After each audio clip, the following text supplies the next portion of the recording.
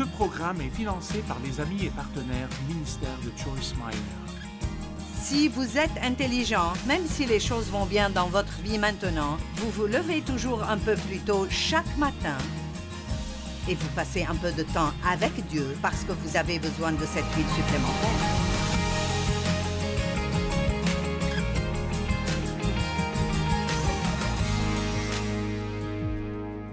Vous savez, les paraboles de Jésus sont juste merveilleuses. Ce sont des histoires, mais elles amènent l'Évangile à un niveau où nous pouvons entièrement le comprendre.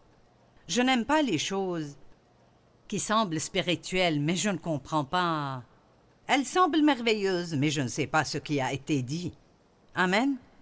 J'aime rentrer chez moi avec quelque chose que je peux garder et m'en rappeler. Donc, la plupart d'entre vous, si vous étiez hier soir, la chose dont vous vous rappellerez est « Je ferai plus de bien que je ne ferai de mal ». Combien d'entre vous sont d'accord? Vous vous rappellerez cela d'hier soir? Vous n'êtes pas fait pour la culpabilisation. D'accord. Nous n'avons pas le temps de parler d'hier soir. Nous allons commencer à Matthieu chapitre 24, qui est un chapitre dans la Bible à propos des signes de la fin des temps. Tout le monde veut savoir quand Jésus reviendra et il ne nous l'a pas dit parce que il voulait que nous vivions tous les jours comme s'il revenait maintenant. Donc, je vais commencer en disant ceci. Si vous saviez pour sûr, si je savais pour sûr, que dans 3 semaines, le samedi matin à 10 heures, Jésus reviendra, ma question serait, que changeriez-vous dans votre vie?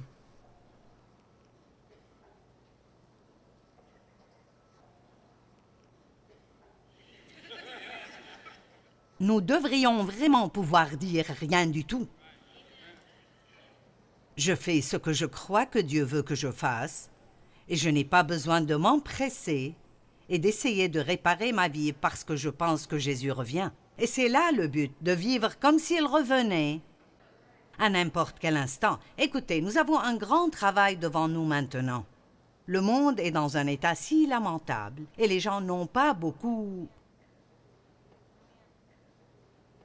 Votre autocollant ne fait rien pour personne, pour être honnête. Vous pouvez l'avoir, si vous voulez, mais ce petit poisson ne dit pas grand-chose à un non-croyant. Pour un autre croyant, c'est comme « Hey, nous sommes amis ».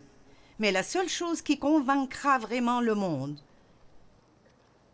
que Jésus est réel est si nous agissons comme Jésus, si nous le laissons briller à travers nous.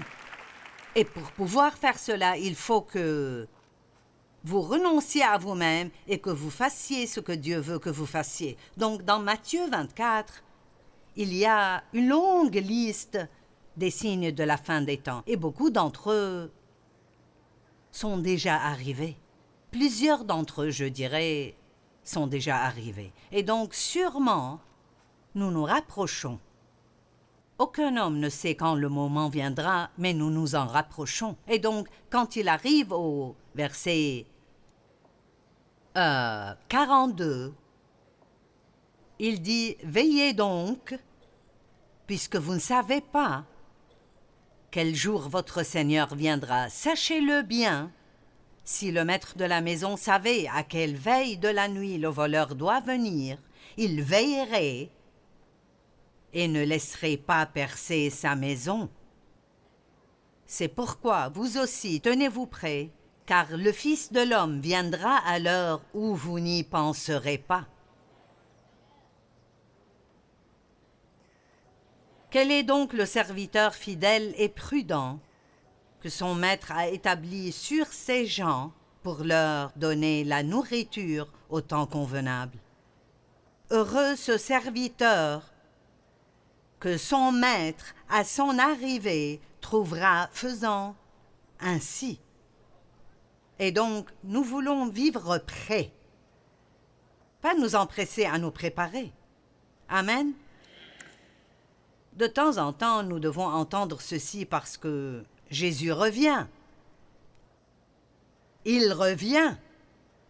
Et nous devrions et voudrions vivre un monde de vie qui le glorifie et montre aux gens ce à quoi Jésus ressemble. Et pour faire cela, écoutez, vous ne pouvez pas être paresseux, ni être complaisant, ni être passif, ni inactif, et vous ne pouvez pas non plus procrastiner. Avons-nous des procrastinateurs avec nous ce matin? Mon message vous fera gigoter dans vos sièges. Je peux vous en assurer. Vous aurez un devoir à faire. Donc les 3 paraboles dans Matthieu chapitre 25, qui est bien sûr juste après le 24. Donc dans le 24, vous avez tous ces signes de la fin des temps, et ensuite, il commence avec 3 paraboles. La première est la parabole des 10 vierges, et c'est celle dont nous parlerons ce matin. Et cet après-midi, nous ferons la parabole des talents et la parabole des brebis et des chèvres, et c'est l'une de mes paraboles préférées. Et ça dit tellement. C'est un message si profond dans ce que Jésus a dit à propos des brebis et des chèvres. Matthieu 25, il dit, versets 1 à 4, « Alors le royaume des cieux sera semblable à 10 vierges, qui, ayant pris leur lampe, allèrent à la rencontre de l'époux. 5 d'entre elles étaient insensées et 5 sages. Maintenant, nous avons toujours le choix. La belle chose dans la liberté est que Dieu ne nous fait pas faire quoi que ce soit. Il ne nous fera pas faire ce qui est bon. Il essaiera de nous éloigner de faire ce qui est mauvais, mais essentiellement, c'est notre décision. Et c'est l'une des raisons pour lesquelles nous ne pouvons pas et nous ne devrions pas continuer à blâmer d'autres personnes pour nos problèmes. Parce que, disons par exemple, mon père a abusé de moi, ma mère n'a rien fait à ce sujet parce qu'elle avait peur de lui, et j'étais misérable. Mais j'avais une décision à prendre quand je suis devenue une chrétienne et j'ai vu que j'avais le choix. Pendant des années, j'ai blâmé cet abus passé pour mon comportement, et Dieu m'a mis sur le cœur un jour, c'est la raison pour laquelle tu es ce que tu es. Mais ne laisse pas ceci devenir une excuse pour rester comme ça. Allez, est-ce que quelqu'un a besoin de cela aujourd'hui? L'essentiel est que nous avons tous été blessés et maltraités et traités injustement. Et nous devons nous débarrasser de ces choses et aller de l'avant. S'il y a quelqu'un à qui vous devez pardonner, ne remettez pas cela à demain. Je pense que c'est l'un, si ce n'est pas le problème majeur que nous avons dans l'Église aujourd'hui, les chrétiens en colère. Et ça ne marche simplement pas. Jésus a dit, si vous ne pardonnez pas, je ne peux pas vous pardonner. Waouh! Mon Dieu, c'est sérieux. Eh bien, ces vierges étaient comme ce qu'on appellerait les demoiselles d'honneur. Et les mariages étaient différents en ce temps. Ce n'était pas rare du tout d'avoir une célébration de 7 jours pour le mariage, et cela incluait tout le monde. Et en ce temps, il y avait un prix pour la mariée, et les parents devaient payer à l'homme et sa famille une certaine somme d'argent pour qu'il les débarrasse de cette fille. Je ne sais pas. Je pense que les hommes devraient payer, pas les femmes. Mais la mariée devait être prête et préparée. Et les demoiselles d'honneur devaient être prêtes et préparées. Mais ce qui arrivait était qu'elles ne savaient jamais combien elles devraient attendre. Comme aujourd'hui, si le mariage est à 10 heures, vous vous attendez à ce que la mariée arrive à 10 heures. Mais il pouvait arriver à 10 heures du matin, et très souvent, l'époux et sa famille négociaient toujours avec la famille de l'épouse. Et ils attendraient, et attendraient, et attendraient. Ils croient qu'il viendra, mais ils ne savent pas exactement quand. Mais les instructions qu'ils ont sont « Votre responsabilité est d'être prêt. » Amen. Donc, nous sommes comme les demoiselles d'honneur, qui attendent que notre époux vienne pour son épouse. Et nous devrions être sages et non insensés. Je veux vous lire quelque chose dans Proverbes 1, 20 et 21, et je pense que c'est très beau. Proverbe 1, 20. La sagesse crie dans les rues, elle élève sa voix dans les places. Elle crie à l'entrée des lieux bruyants. Aux portes dans la ville, elle fait entendre ses paroles. Vous savez ce que ça veut dire? À tout coin de votre vie, à toute intersection de votre vie, la sagesse est toujours là à vous dire « Écoutez-moi ». La sagesse est le bon sens sanctifié. Le bon sens sanctifié. Si seulement nous utilisions plus de bon sens, au lieu de chercher quelque chose de surnaturel, tape à l'œil, utilisez la sagesse. La sagesse est de faire maintenant ce qui vous rendra heureux plus tard. Je veux que vous compreniez cela. La sagesse est de faire maintenant ce qui vous rendra heureux plus tard. Si je vois un évier plein d'assiettes sales le soir et je pense « Ah non, je les ferai demain matin », la dernière chose que je voudrais voir quand je me réveille est un évier plein d'assiettes sales. Donc, je fais ce que ma chair voulait la nuit précédente, mais ce n'était pas la décision la plus sage. Maintenant, je ne perdrai pas mon salut pour ça, mais nous parlons de comment vivre heureux.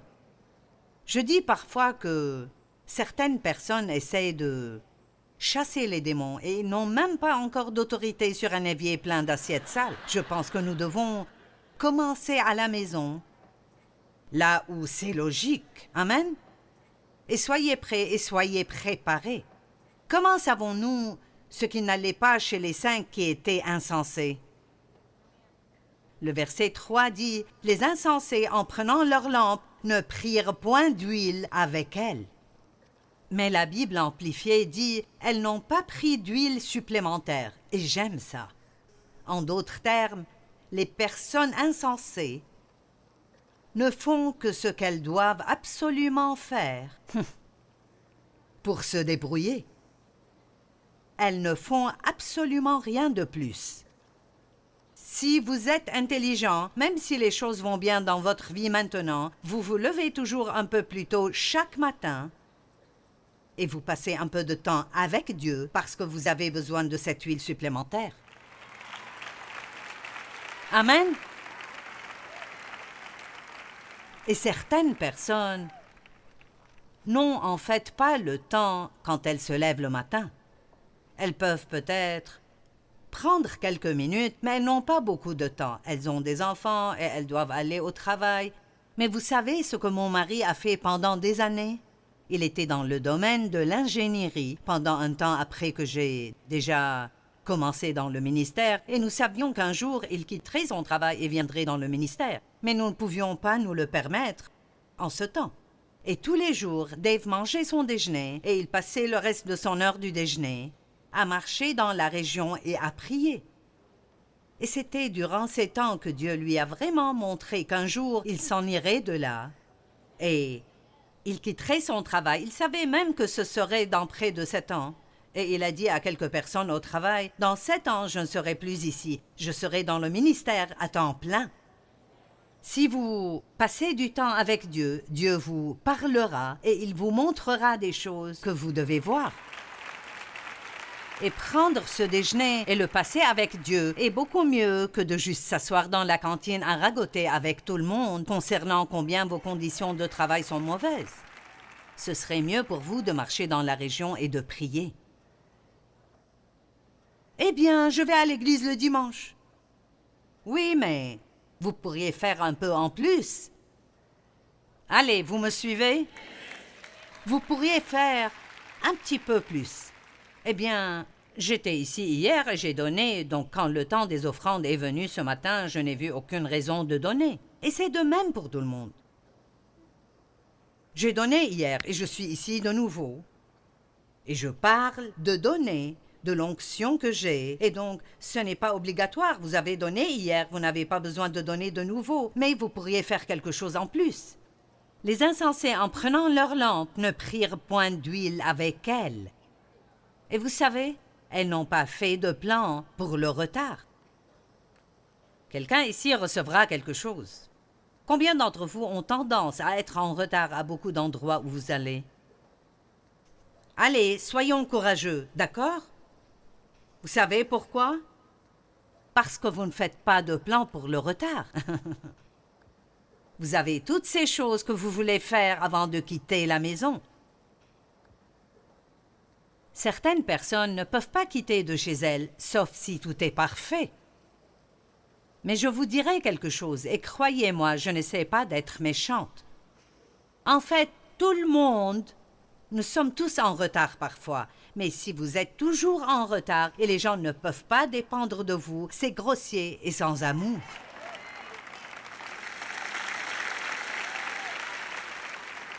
Et vous voyez, parfois, ce sont les petits renards qui ravagent les vignes. Ce sont tous ces petits compromis qui deviennent un si grand problème pour nous. Et donc, quand vous rentrez chez vous, ne soyez pas venus ici juste pour voir ce à quoi nous ressemblons. Certains d'entre vous s'attendaient à voir Joel et je suis désolée, mais c'est mon week-end. Et donc...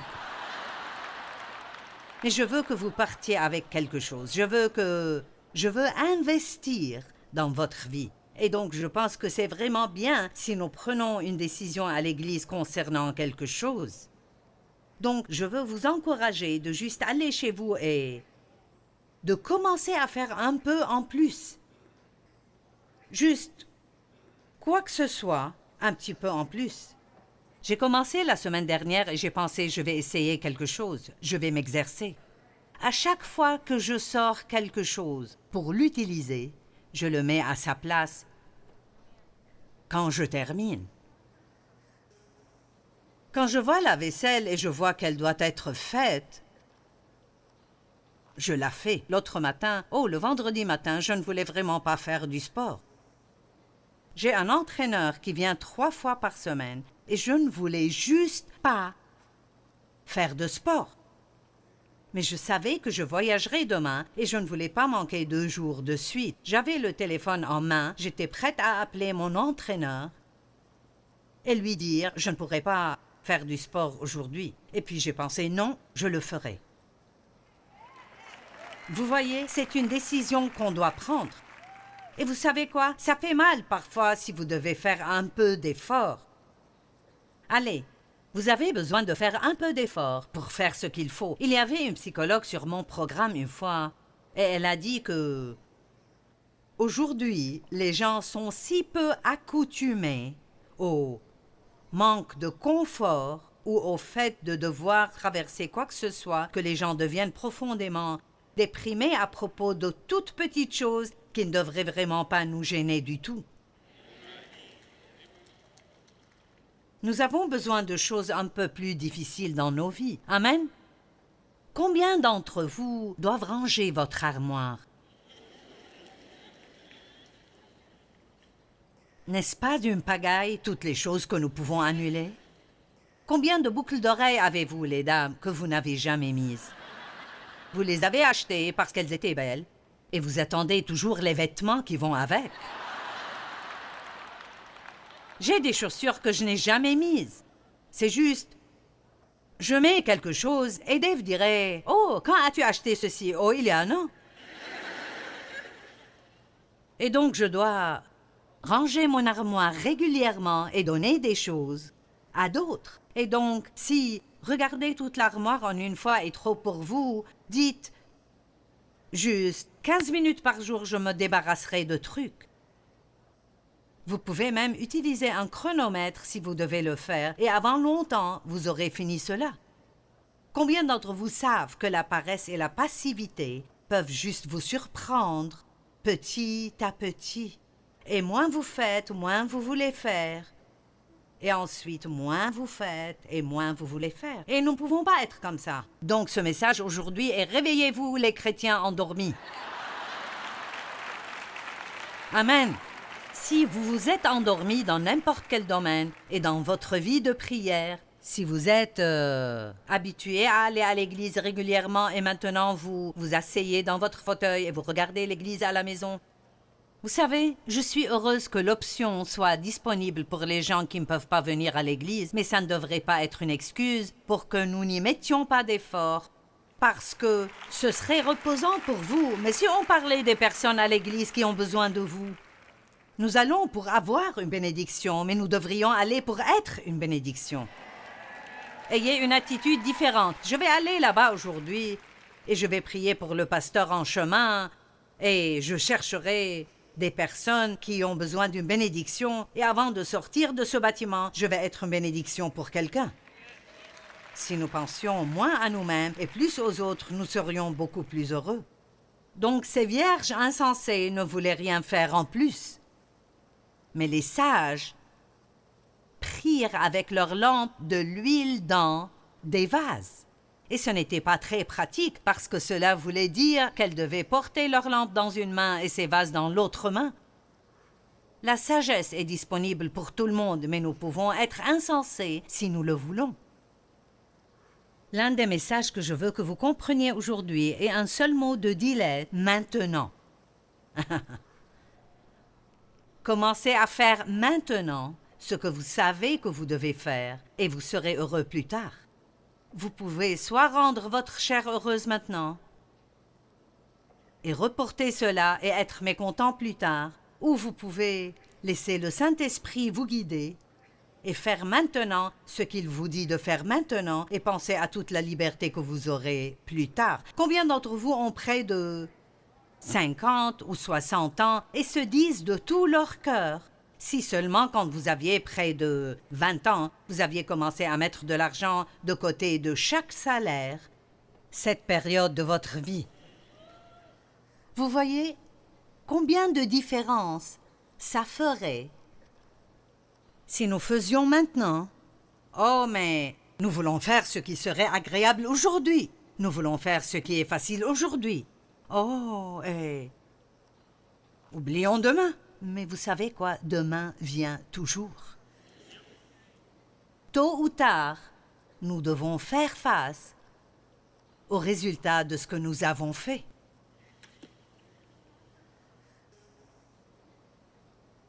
Les personnes sages paient le prix de la diligence, de la persévérance, de l'endurance et du sacrifice, et plus tard, ils sont récompensés.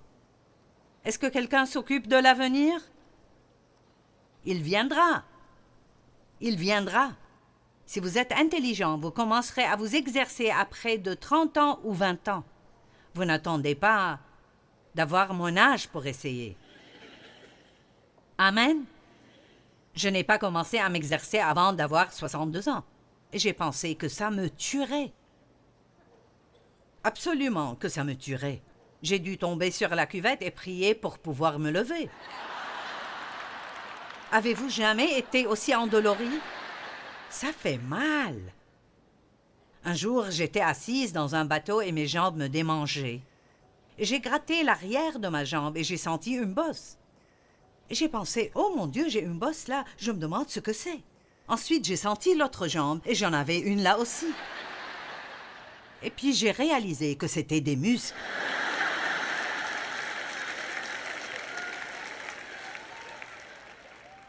Certains d'entre vous devraient travailler pour avoir quelques bosses. Amen.